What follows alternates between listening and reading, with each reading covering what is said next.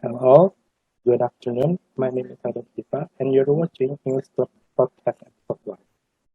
For today's meeting, uh, the theme is how you learn English, and I'm joined by one of our students, which is Hi, I'm Elnaya Pilian. I'm from Environmental Engineering, batch 2019. okay. Without any further ado, let's get into the questions. Uh, Sure. okay, from the basic, the question one. Since when you start learning English? Okay, so I've been speaking English since I was around 4 or 5 years old, approximately. My grandmother, who was an English teacher, taught me the very basics of English grammar, writing, reading, speaking. And so, because my family is very like learning oriented, my parents encouraged me to nurture my love for languages, and they were the ones who supported my process in learning English. Oh, okay. That's interesting. You're learning from very young age. Yes, Uh, yes, very young age. okay, by the way, for the second question, I'm curious. Can you tell me the story why you wanted to start studying English in the first place? Oh, okay, that's a good question. I really love that. So at home, I have a library at home, and my library it boasts books from all over the world, like different languages and everything. But the majority of the books are actually in English, and so oftentimes my family would challenge me to join family discussions. But the thing is, to be able to join into those discussions, you need to be able to know the topics being discussed, right? And the thing is, most of the topics discussed are actually in those very books in that library. So every time they challenge me to join a family discussion, it makes me more eager to learn English in order to be able to read those books, and so I can converse properly with them.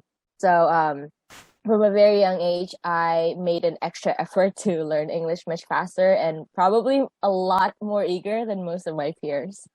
Oh yeah, it must have a lot of effort. Okay, Yeah, a lot of them. Mm. okay. What kind of activity that makes you can run the English smoothly or like be really good English because of what? Like examples, watching movies or like reading books like you said or anything. Okay. So, I think as I mentioned before, I really love reading, or actually you can assume that I do from the story previously that I Yeah. previously mentioned. Well, so I love reading. And so my personal recommendation to anyone who would love to learn English is that reading might actually be the best recommendation for it, especially when you read classical books, because when you start to learn a language, you need to know the foundation of the language itself, like the proper grammar, right? And so this foundation is present in most English classical novels, and yeah, I think a lot of reading would really help in at least creating that solid foundation in your understanding of the language. But I also believe that learning is a flexible manner in which that its process can be achieved in many ways, and so. Watching films, I believe, would help you converse in a casual manner, and it would give you an idea of how the slangs, gestures, or intonation that people use when conversing in English. So yeah. Yeah, I agree with everything you said. Very nice. That's good. That's Very good. okay. Are there any tips for you to the audience to make fluent or just be good in English? Oh, okay. So for this, I think it's a very common advice, but I would have to definitely say practice, because whether you write or you speak, whatever you do, you practice all your theories and knowledge, because practice makes perfect. And based on my experience, it would only ever come naturally to you if you make a habit of what you do when you read and you write and you speak quite often, and you make it a habit, make it part of your like daily life. It becomes very natural to you. It comes naturally, and you just suddenly converse like a native speaker would. Okay, thank you for the tips. Okay, That's for good. the next question. Mhm. So Mhm. far, when you studying English, what Mhm. problems or difficulties did you experience? Okay. So Since I grew up abroad, my struggle might not be relatable to most of the audience, but I was fortunate enough to be raised in an environment that dominantly conversed in English.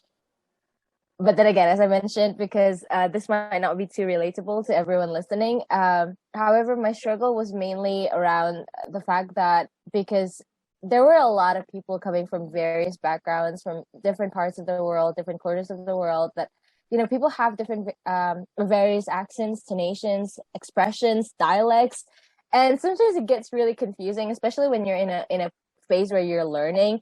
Because, like, to give an example, perhaps like an Indian English and Singaporean English are very different. You'd hear very different expressions and dialects, or way of their way of expressions are very different from one another. But then again, you can also compare from the most mainstream English, which are the American and the British English.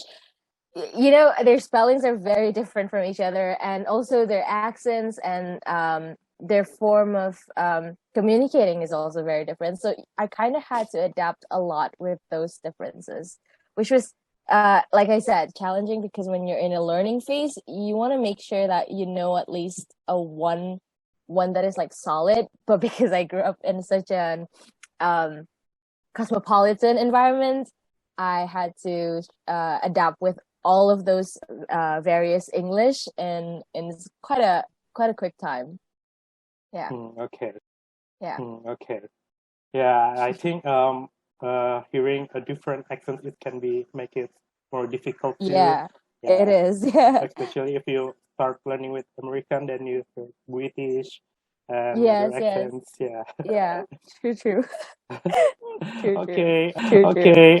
Finally, Mhm. are there any steps or path that need to be done in the future to make your English more fluent?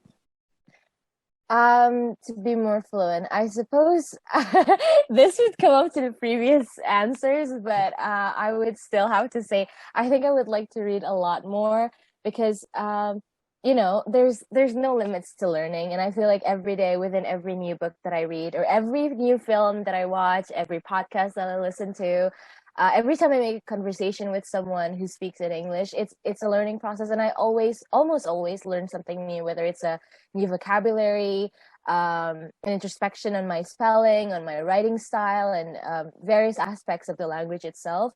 So I think I think the next step that I would do was to definitely practice more, even if it has actually come quite naturally to me to converse or write and read in English, but I would still try to push myself to practice even more often than now.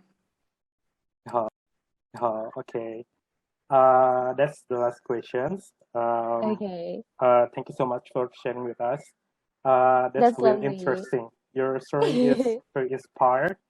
Thank Uh, you. and I love to hear all about your backgrounds and tips and everything. Just very interesting for me. Thank you, thank you. I'm glad to be Okay, here. Thank okay. you. I hope we can inspire all the people who's watching this also. Okay, that's This great. is the end of English Club Podcast episode 1. See Mm-hmm. you on next episode. Thank you for watching. Bye. Thank you.